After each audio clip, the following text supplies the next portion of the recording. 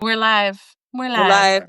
I was gonna wear a costume and then I was like, no, because this will be forever. And I'll be like talking about, my childhood while dressed like, I don't know. I had so many ideas.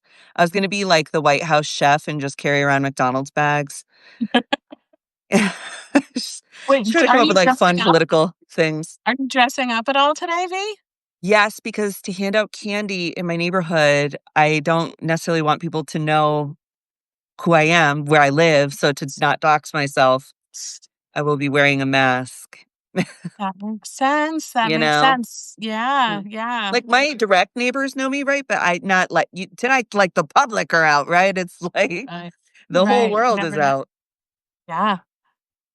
Yeah, Halloween was actually founded as like an anti-doxing uh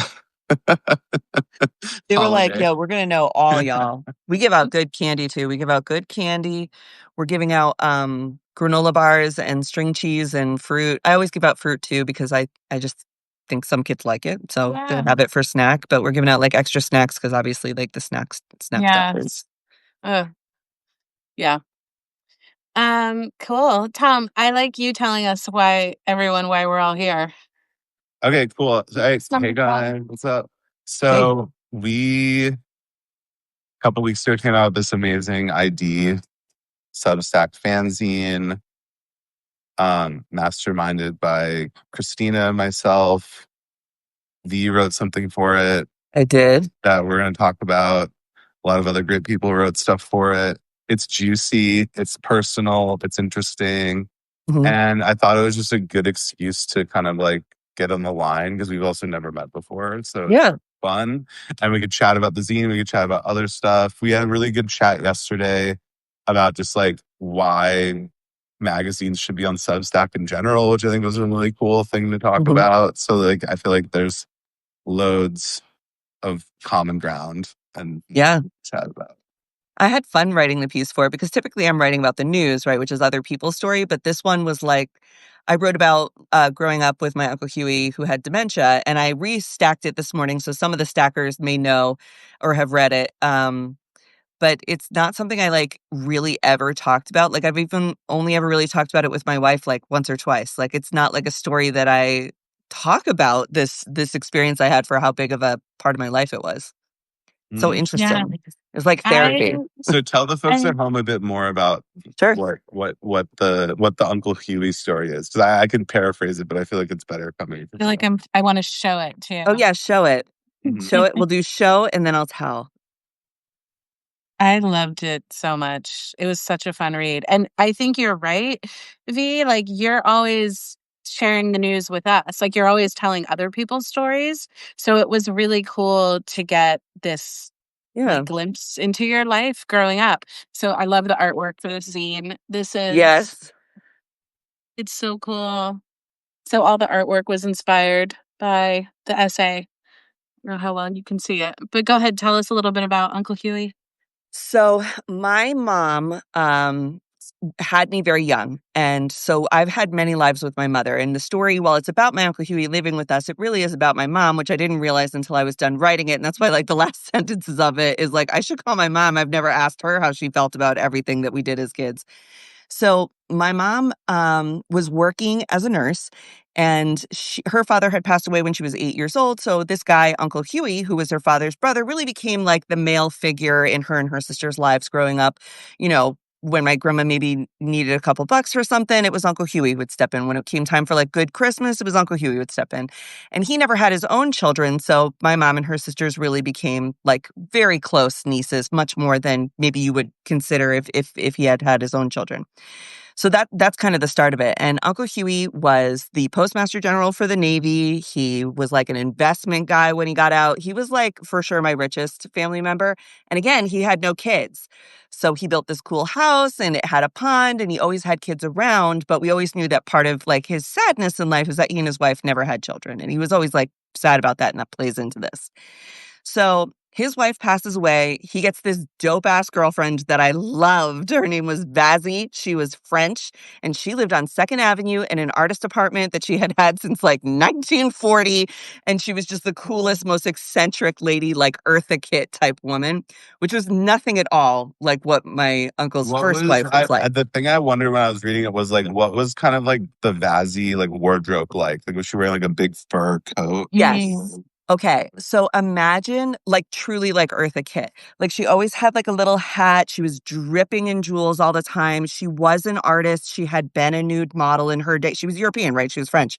Her first husband had been, like, a big famous artist in New York City, like, fine artist, and she had this, like I remember going in her apartment, and I was, like, maybe 12 the first time, and it was on 2nd Avenue, and it was multiple rooms, and it looked like where Marie Antoinette would live or something. It was just, like, crazy, eccentric old lady, awesome, so I loved her. And she had, like, a little accent, and she was, like, always touching him and in love with him, and they were, like, 80, and I just thought this was, like, the cutest damn thing ever. And they would go to Broadway shows and dinner and, like, this whole thing. So, she really was, like, the highlight of when he first started seeing her and he would take us to see her in the city, like, that was a big thrill. And I never saw her without full makeup and a fur on, right? Like, doesn't matter what time of day, just, like, old Hollywood glamour, so much fun. And so Uncle Huey, unfortunately, at the height of, like, really living this second life of, like, traveling and doing all this stuff, he had a fall, and he was gonna have to go into a nursing home, and my mom was like, "Oh my god, that'd be such a shame because he's still so active. He just had dementia now, and with the fall, he couldn't really be at home by himself anymore." So, they looked at, like, the best possible memory care spaces and, like, should we have him in New York City or should we have him in New Haven or, like, what could we do to, like, ensure he had this better life? And my mom was like, "Well, he could come live with us," because we had a big house and her kids were pretty young. I'm the oldest, so the other ones were much smaller, and she's like, "I could take care of him, and then I could be a stay-at-home mom for the other kids," and, like, that was gonna work out. And she had this training, so it was all gonna be great. She did not have training in memory care or dementia, though. She had, like, general nursing. Yeah. So, like, "Oh, Different. that's so cute. Look, Perce has something so nice to say to us for Halloween." Um, so he came to live with us, and the way I describe it in the story is we did not know what to do, so whimsy became medicine. Like, that's what it was. Like, she would just be like, "Let's just make this as easy as possible for him." So he thought he was a young man. We removed all the mirrors on the first I floor where love his room was because it's she was like, amazing. I loved that I detail. wish someone would come and do that at my house because I know. I Just feel for like mental I feel like wellness. I'm You know 10 what's years funny? younger until I see myself in the mirror. So Is I say this all the time now, but it comes from that time too when she took the mirrors down because she was like, it upsets him. Like common sense. I would just if I take them down, then I don't worry. Then it's no big deal. Who cares?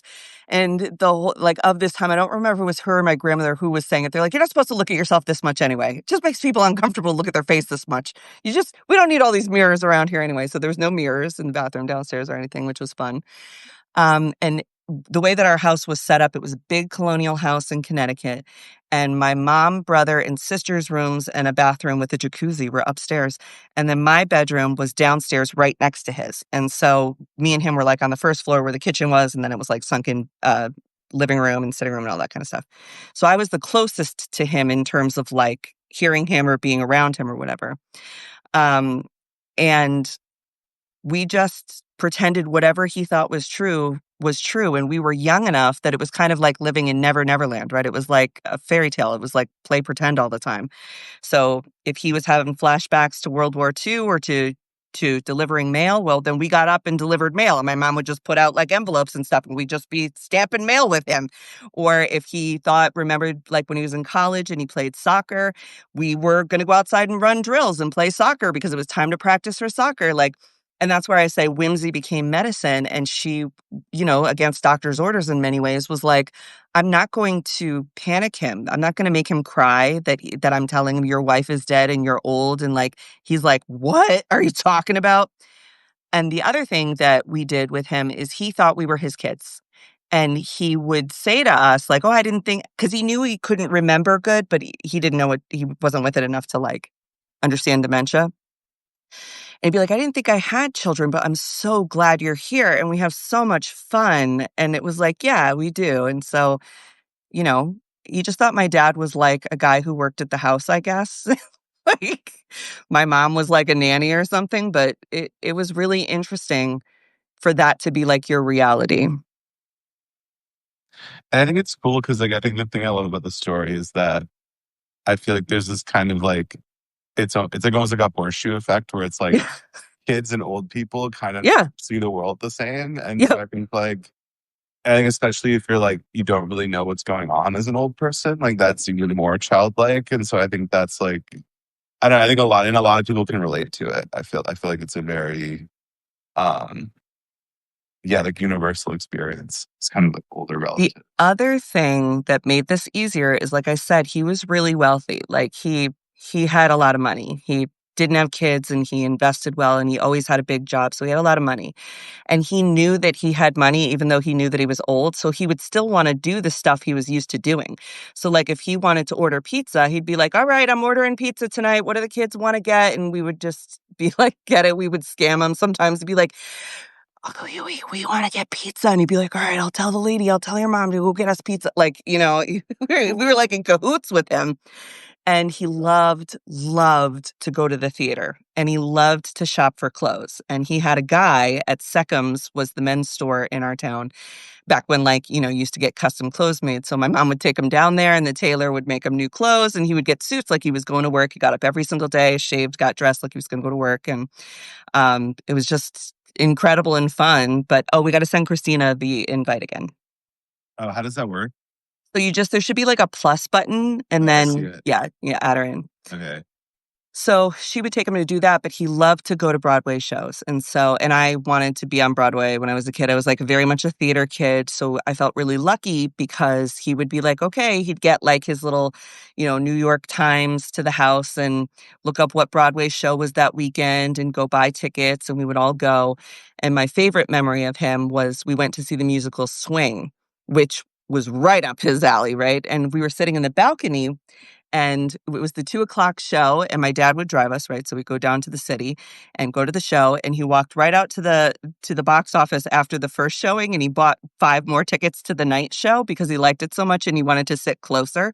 And it was just stuff like that that definitely his financial independence, even though he wasn't like totally with it, afforded him to like kind of be able to keep this up. Because I know there's so many people who care for a dementia parent that don't have that kind of like luxury.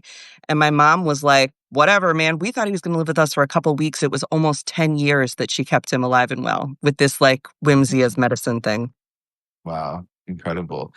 And so I was curious that, because you mentioned just now, but also in the piece that you wrote that like you don't really write about your personal life very Mhm. often, or that like you mostly focus on the news, like not like history from your own life. So like, what was it like to kind of like go there writing wise? Like, did it feel different than the things you normally work on, or like did you kind of discover anything new? And that like, do you want to write stuff like this more? Or No, no, I don't. Not at all, actually. I think what's so interesting that I learned about myself is I am very good at, taking in incredibly difficult stories, making sense of them, and giving them back to people in a way that we can all manage. Revisiting my childhood was not something that my journalist training trained me for. And remembering all that was like, I don't know, it's like visiting a ghost or something. And also, when he passed away, I was in college, so I was older already. Um, and it was like the death of a sibling, because I grew up with him basically, and he was like my mom's fourth kid in many ways. Like she made us lunch, she made him lunch. We got a sticker, he got a sticker. We got in the car, we all got in the back together. Like Mhm. he was one of us in so many ways. And when I wrote that for the story, I was like, oh man, I really think I probably hadn't like fully processed that because I was in college and it was like, wow, the way that it was sort of treated when he did finally pass away was like, oh my God, how incredible. Mommy was able to give him this life for the last 10 years that we didn't think he was going to live 10 weeks when he first came. So it was hard to visit myself in that time. And then also with the experience I have as an adult. And that's why in the piece I write at the end, I think I should call my mom, because I have never asked her. And I bother this woman all day. My mother, I bother her truly all day, every day of her life. I have never. And I've never asked her how she felt about it. Like, did she feel like she was doing a good job for us? Like, how did this affect her and my dad's marriage? How did this affect, like, her career trajectory? Because she didn't go back to work after this and she didn't do nursing anymore after this. Like, what did she think about it? You know, was it worth it? Would she have done the same again? Or how she would have done it different? So, yeah, it was Have you hard. did you have that conversation? You also don't have to share, but, like, have you talked to her about it since you wrote this, or I haven't, honestly, because we have some other stuff going in our family right now that we're focused on.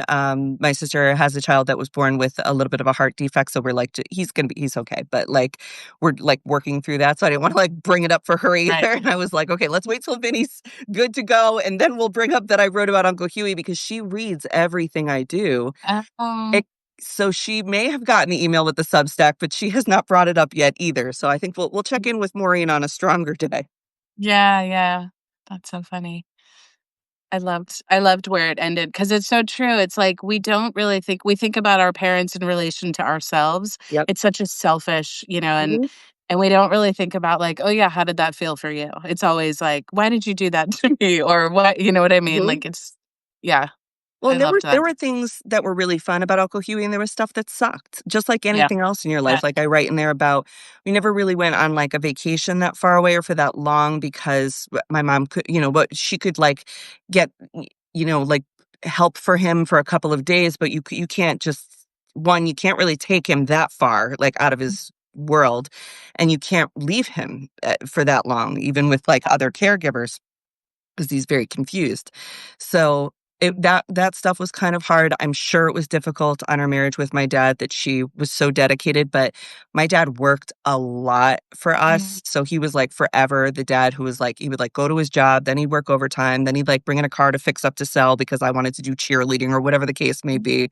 Like he was always working, and I know that they really wanted to be parents and stuff, and so I know that they loved us and being parents, but I do think it must have been hard for him and her to navigate like another adult in the house that was, had a lot of medical needs. Yeah, I'm sure. And she fought with the rest of my family a lot about the way she cared for him because everybody's got an opinion. You Right, shouldn't be running him up to the city. You're spending all his money on whatever he wants to do. What's an old man need new clothes for? Why is you going on these dates with his girlfriend? What do you mean he went to see a Broadway show 2 times in one day? Everybody had all these ideas about what he should do with his money. And my mom was like, whatever, he's an adult. We do what Yeah, he wants to do.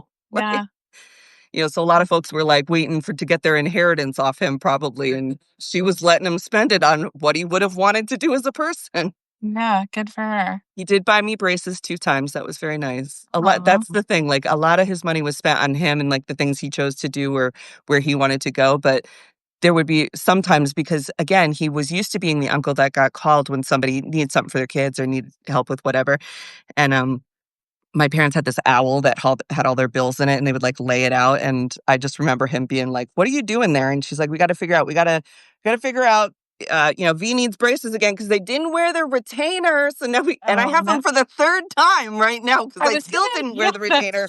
yes. I have always had braces, like, forever on and off. Here we are again, how funny. And he was like I just remember being like, I'll take care of the kids' teeth. I'll take care of the kids' teeth." And it was like, Aw. "Okay, okay." Like, it's cute. That's amazing. Yeah, he was a great, wonderful man. Just truly lovely and very lucky. And I think it's really, like, colored my relationship with elders in my community to this day in a way that's so positive and so something that I think a lot of kids don't get exposed to old people as much as we did, and we just were always with them, right? Like forever. Even when my grandma went into the nursing home at some point, like we were forever up there. And my grandma be like, go over and say hi to, Mrs. Dazzy because her kids never come and say hi to her. Like we were forever somebody else's children. Yeah, I love that. Um, Thom, I don't know if you have a question, but I'm gonna jump in. And V, you were just quoted in an article. I forget what publication it was, but you were talking about there was a quote that I love so much.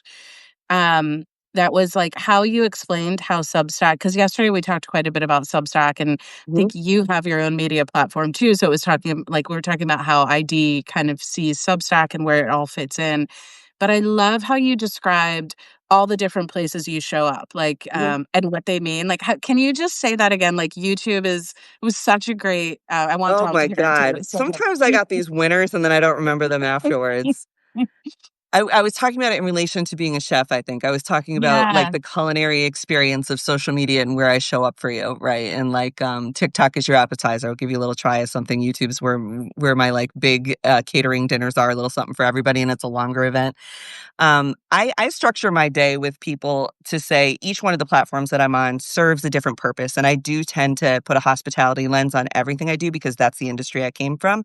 And so I Mhm. can't help but think about, like, not what is the content I'm making, but what is the promise I've made to the audience, which is what I learned from the culinary world. You're not just serving a roast chicken, you're serving a promise. You're serving a dream. You're serving a memory. This is going to be somebody, because I worked in like high end catering. So it's always like special occasion for somebody or something that they maybe saved up for. How are you going to make sure it was worth it, the value to them? And it's not just how good the chicken tastes, it's how heavy was the door when you lifted it? What was the hostess like? What does it smell like? What is the music? What's the lighting look like? When you sit in your chair, is it comfortable? Did you get water within 3 minutes? Was the butter whipped? Was the bread good? Was the appetizer good? Did the bar drinks like match what you were going with? You have to think of the whole entire experience for people. And I do that with my social media where I'm like, okay, in the morning, I'll throw out a couple snarky things on threads to be like, okay, good morning. We're waking up and we're already pissed, right? Like here's what happened while you were sleeping. And then sometimes it's like comfort content. Like some of the stuff I've been doing right now is just reflecting back to people. This is where we are. We're in a situation where our government is committing atrocities. And that's why you feel bad, because your whole life you've been told America is the good guy. And it's undeniable that you're seeing bad guy stuff happen. So, like we have to sort of address that and get to that next. And Substack is a place where I think my most educated and thoughtful and dedicated audiences are. I think it's folks who not just watch videos, but read articles, are curious and interested. They obviously migrated from a very easy to scroll place to a dedicated space. You make a choice to open Substack and spend time. Mhm. And so, those are my regulars. And I try to really make sure that we have like regular specials over here, stuff that there's not. Mhm. The public is over there. This is our friends and family content. Yeah. I think you also said it was like your food truck. It's like where you Oh, really my engage food with the trucks. Yeah, where do you community park and your like food truck? you're talking to the people and like Yeah. I just loved that. Thom, how does that resonate? Like what do you think of that those I think it's a analogies? really I'm gonna have to steal that metaphor at some point because I feel like there's always I feel like one of the big riddles of like publishing is kind of like, there's so many platforms, what goes on what platform. Hmm. But I think at the end of the day, it's all, you know, to borrow your metaphor, it's all about the kind of like experience or ambiance you bring to the stories you're telling, and like I think that's the thing that people get hooked on. It's not like, was it a 30-second video? Was it an hour-long video or whatever? It's Hmm. like they just kind of like they want like a certain perspective or like I think like a certain like amount of like human relationship or like empathy in Yep. certain cases. So I think that's like so I think it's a good way to put it because in a way it's like the restaurant doesn't say like, oh, we're gonna make like tacos as our appetizer and Italian food as our entree because that's like the most popular thing. Yeah, you do what you're good at. Yeah. Right. You're totally right. Because that totally happens. Like I feel like there's sometimes you can get caught in a trap of being like, oh, I need to make myself more TikTok-y to Hmm. be on TikTok, or I need to make myself Substackier to be on Hmm. Substack or whatever. So it's like I think there's like a good, but I think in a way it's like different ways of experiencing the same thing. I think everybody should really think about what their vision statement is and their mission statement is for their content, right? Like it's just like a business. So my promise to the audience is that I'll give you the day's news and events in a kind way from a safe space. That's the number one promise. That doesn't mean we don't try some specials here and there, see how that goes. Maybe it gets on the regular menu. Maybe we like that, right? Like we Mhm. did I shit love that. talking and speculating, which was like this gossip seshy thing I do with Katie Fang and Sammy. Did it a couple times. Now it's on the regular menu. People liked Love it, but that. it's not going to like jar you into being like, where's my normal roast chicken and cheesecake? Like, you never want to mess with the regulars because those are your bread and butter, but you can, they like to see new stuff too. Yeah, I love that. I'm gonna talk about Substack all the time now. Here's what you should do. Yeah, I know. It's like we're like Substack philosophers at this point. But like I feel like but I think it's also quite interesting in the context of news because like I think, in a way, ID, it's a very specific kind of platform. Mhm. It's about fashion, which like some people are more into fashion than others. Within fashion, it's about kind of like more underground, like youth cultural things, which is like Mhm. some people just like aren't as into that. So there's a kind of like in a way like it's not like a universal Mhm. thing necessarily. Whereas like I think what's quite interesting is like with what you do with the news is like you basically like you take something that everyone's talking about, but you do so in a way that's like very kind of like in tune with your specific audience. And I think Mhm. like people want that because it's like I feel like they tune into ABC or like XYZ news station and they just get something that's kind of made for everyone, but it's kind Mhm. of for no one. Yeah. So Right. You have to know yourself. So this is not a clock in, clock out job for me. And I've been on television lots of times, TV news programs. It's a clock in, clock out job. Yeah. The TV part. Now, the journalists that are there, let's take Antonia Hilton, just for example, who's one of the hosts on MSNBC and who I really have a ton of respect for. When she's doing the weekend, she's doing her job, but that's her clock Mhm. in job at MSNBC. Here's the expectation. You got to do these tasks in this amount of time, and here's your camera to look at. I would say she's doing that over there, but if you look at her Substack or you look at the book she just wrote called Madness, you look at some of the more like social justice reporting that she does, that's a whole other person, right? That's really her with her heart out. And when you're a content creator, news creator, you're your full whole self without an editor or any clock in, clock out job tasks to do other than you need to make content, right? That's your thing. But the content you make, you really get to decide. Am I hitting the core audience today? Am I trying to speak outside my box? I make that clear up front. Hey, this is probably not for the regulars. This is for folks who are talking about this thing, or I just want to speak to, people who aren't going to vote for Kamala or whoever. Um, you have a lot more vulnerability, and I think that gives you that authenticity that people really like too. It's a difficult spot to be in because as soon as you are a creator, you lose all of your anonymity, especially if you become successful, and you are expected to be your whole person all the time. So some folks in the beginning would ask me, "Is Under the Desk News like a creation? Is it like a character that you play?" And I was like, Mhm. I wish that I had been that thoughtful as to like do be the Mhm. SpongeBob fish that does news or something, right? But no, it was me and this is how I am all the time. And Mhm. then that's why you like some of your favorite creators because it's how they are all the time. I learned yeah, to be like this from my mom. My mom was my favorite journalist. She used to listen to the Mhm. police scanner. And then I come home from school, my dad come home from work or whatever, and we'd be like, "Ma, what happened today?" And she would be like, "Oh my God, here's what happened." Right. So I love that all that. comes from her. Like, and the way that what happened on the police scanner, what does that mean for us? Right. So Mhm. yeah. It's quite interesting because like I've sometimes used this like metaphor with magazines, whereas like I think being a magazine editor is like it's a type of method acting, like because you're not like for example, ID existed before I was born. So it's mhm, not like an extension of me.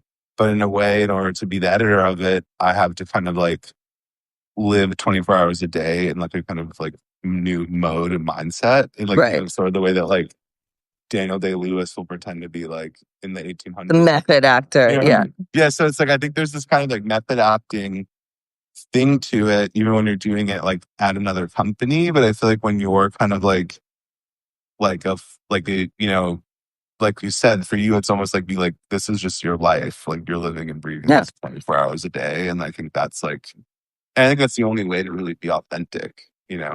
I also I've already lived in DC and New York for years and years and years. I live in Rochester. I developed Under the Desk while I was in Rochester, and now when I meet folks, they're like, "Oh, you didn't move to the city after you got successful?" And I'm like, Mhm. "No, because part of the success is living in Rochester. Part of it is that like I go to Wegmans and people talk to me and I get to know what they care about and I get to be Yeah. like a regular neighbor to folks and like Mhm. have community and it's not just completely like about um trying to like be a celebrity of any type. Like there's no celebrity to it. And I think that that's like better way to show up than if I were to take a job at like a major network or something, and then I'd have to like, yeah.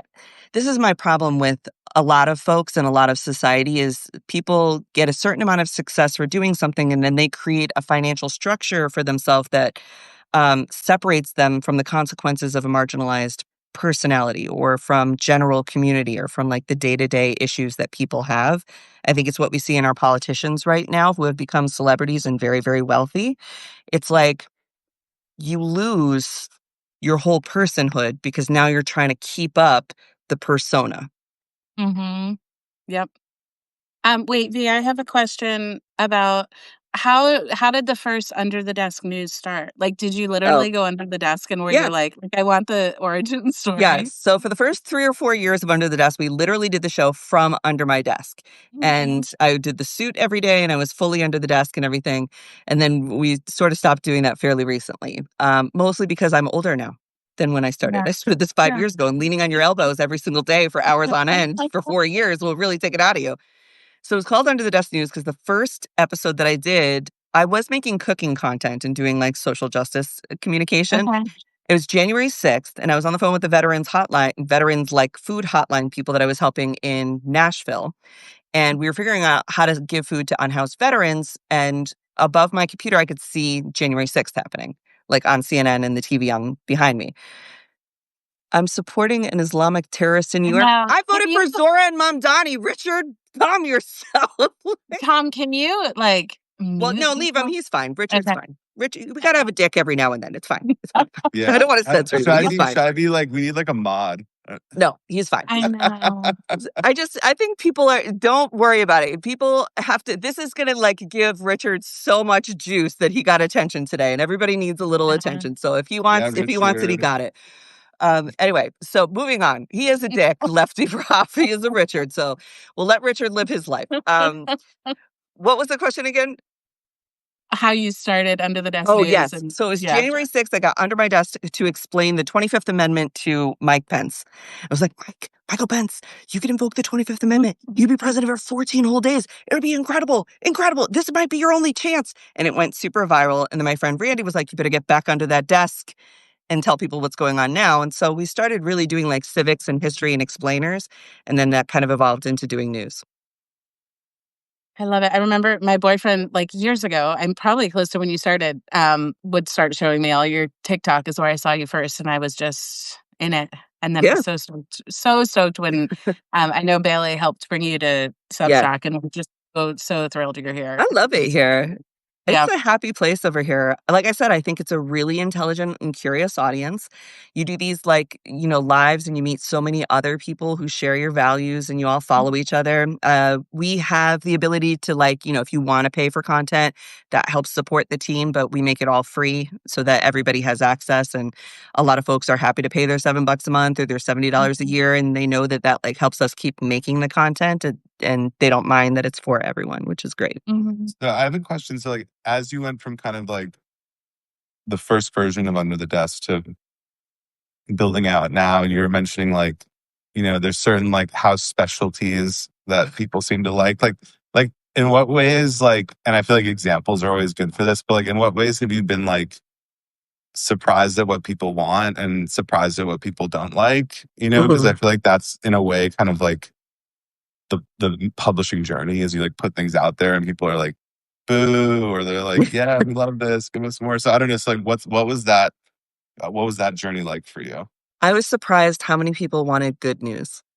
I Mm, was surprised that like Thursday Banana Shirt Good News is like the cult classic following that it has now. And it's like something that I look forward to putting together. People look forward to hearing. Works really great. Um, I think that was the thing I was most surprised by is that the news isn't just, people don't just want the doom and gloom. They mm, wanna know what's happening, and that might include really cool stuff about science, that might include really cool stuff just about regular people, like sometimes, viewers will send me, like, a something that's good in their life, and they're like, "It's not necessarily news, but it's something that means a lot to me," and I'll put those in sometimes, like, we recently I love had that. one where, somebody, had a NICU baby and they were finally able to go outside for the first time in a stroller. And she sent it to me and I put it on Good News because that's a huge deal, right? And there's going to be so many moms that watch and so many families that watch. They're like, oh my gosh, I went through that, or my sister went through that, or whoever. And they're happy that somebody else had that happy day they once had too. So I think you really can't underestimate what good news will be and how even some, some just person's story will become like the top story for that night because it's so meaningful to even strangers who don't know them. Yeah, I love that. We need that right now, right? More than Yeah. ever, I feel like. Yeah. And then I also have been on this like quest to professionalize the industry in some ways. And I dealt with this when I was at the James Beard Foundation with the restaurants too, right? Like people don't take chefs and restaurant people seriously. They don't see it as like a Mhm. real job. And it's a real job with real community that people do for their whole life because they want to, they choose to, not because it's only a survival job. It's because it's your craft, your specialty. And you don't got to be on Top Chef to be a top chef. Like this is your passion. This is your job. And so when I was at James Beard, we were always working on like professionalizing it for the public and getting respect for the industry. I've done so much of that for the creator industry.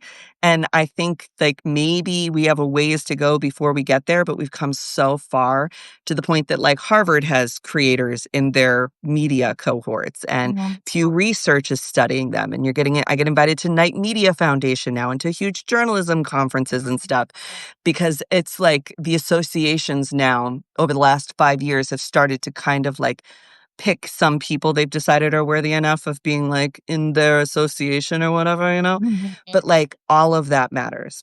And I've worked with SAG a bunch on union representation. It's going to take a while. We do have a union contract in place right now for creators who do commercials to make sure you don't get screwed over. You know what the salary bands should be for different deals, like what a professional actor would get, you should get, legal protection you should get.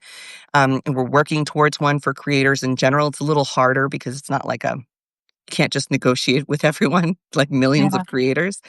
But we're just trying to build industry and respect around it. And I think that's been like the joy of my life in this, and probably the least seen thing that I do.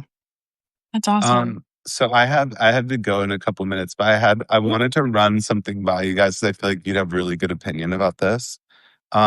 So I've been working on a theory that I'm writing a newsletter about. So in addition to ID, like I also write like a newsletter called Content, which is like kind of like about like almost like the philosophy of how content's made. And like Mhm. I've actually been thinking about this for a couple years now, but like been thinking about sort of what I call kind of like the ESPNification of culture, Yeah. where, I think like if you think about sports fandom before ESPN, it's like you watched your favorite team and that was it. But then like once you have this kind of like always on news thing, suddenly everyone becomes like an expert and it's like Uh-huh. fantasy team and like how Yep. much the players get paid, how much the coaches get paid, and like you think the coach should get fired because they're not good or whatever. So you Right. become almost kind of like this executive in your own mind and the things Yeah. you're interested in. And I feel like it's this interesting double-edged sword because like in that kind of thing, it's like you have this like tremendously deep buy-in about certain subjects. But then Hmm. at the same time, everyone approaches the subject as though they're this kind of like, like like powerful executive within the Yep. field. And I think it's also very common in politics because it's like, you hear a lot of political takes, even from normal people, and it's Yeah. almost more like they're almost speaking as though they're consultants. Like so if they're Hmm. talking about a candidate, it's like it isn't like, oh, I love this person, like their policies are great. It's almost like their messaging is really strong. Or Yeah. like they're We've all got the lingo now. Hmm. yeah. And so it's like almost kind of like, and so I wonder how that like first of all, I wonder if you guys have experienced that, but then also like to the extent at which like, you're almost kind of like delivering news to like a bunch of Yep. people who probably are like rabid news consumers and think of themselves as like kind of almost similar to what you do as well. Hmm. And so like what's it Yep. like to kind of like speak to that kind of crowd and how does that affect what you do? Like I said before, I came from the culinary industry. So everyone thinks they can make what chef makes until you go home and you try to do it. And you're like, shit, there's some magic. Must be the pans or the gas range, or they have better salt than me at that restaurant or whatever. And it's like, no, they have genuine talent. And it's something that takes years and years to do. So one, I think that there's so much room for more creators in the news and politics and education space. I don't think that there is ever going to be enough because everybody learns different and everybody likes to learn from somebody who's kind of like mirrors for them the way that they learn. So like a lot of folks who are news avoidant or like really do good millennials like my content because they're like, okay, that's either they identify with me as like a nerdy millennial who knew too much about everything and was like first to raise your hand in class type person, or they don't really want to deal with the news and they're like, but I don't want to be stupid either. I want to be conversational. So I'll watch a little bit of this just to be conversational enough. But there are other folks who really like sitting for long form and they really like Adam Mockler, right? Maybe they like the way that he can really cut through things. He's a young man. There's people who identify with him, even though we have the same values and message. I couldn't do what Adam does. The same Adam couldn't do what I do. We need both of us and we need more of us. I think about Lysandra, who does like all of the comedy politics stuff. The way that she uses comedy to tell a story is another way of learning. And she's really accurate in her facts, even though she's very funny in her presentation. I think about a lot of the civil rights lawyers that are also political content creators, like I Am Legally Hype or Elizabeth Booker Houston. Or if you think about like, the luncheon lawyer, the way that they're presenting cases, SCOTUS blog, the way they're presenting cases is I am a lawyer and I know how to do this, but I'm also a shit talker and I'm going to tell my friends like what it's like. And they're bringing their whole self to it. And I think that there is just so much more room, whether it's Substack or TikTok or Instagram or YouTube, for more is more right now. So sometimes legacy media will try to ask me like, who do you think is your biggest competition? And I'm like, no one, because I'm not competition for anyone else either. It is an open field right now. We are building the sport of news content creation, if you want to go back to it that way. There is no best in class yet. We're all sort of equal. The only equipment you need, the only car you need is your phone, right? The only way, the way you see the world is unique and interesting and worth talking about. So I think we're in a really cool, interesting time right now, but it's the people who try to be competitive or catty that always end up like burning out really quickly, because this will be a community newsroom more than the establishment legacy newsrooms ever were. Social media doesn't have a top-down editor. Your audience is the people who keep you honest. Mm-hmm. Absolutely. I love that. It feels like a good place to end and I have nothing to add. I mean, I think that's go make videos, everyone. Natasha, Michelle, I saw you in here with some good. Richard, go make videos. Everybody make a video, okay? You all had really good comments this whole time. I was just a guy. I was just a guy who went on my desk, got lucky, started making videos. People liked them. You're just a guy. Just make a video. Yeah. Totally. We need it. Well, it's so nice to meet you, V. You too. Thanks for having me. Thanks for helping me publish that story. It was very cathartic. Course. Yeah, it was lovely. Might pester you for a second memoir one day. You never know. Yeah, no problem. Anytime. We want more. See you guys later. Bye. Happy Halloween. Happy Halloween. Happy Halloween.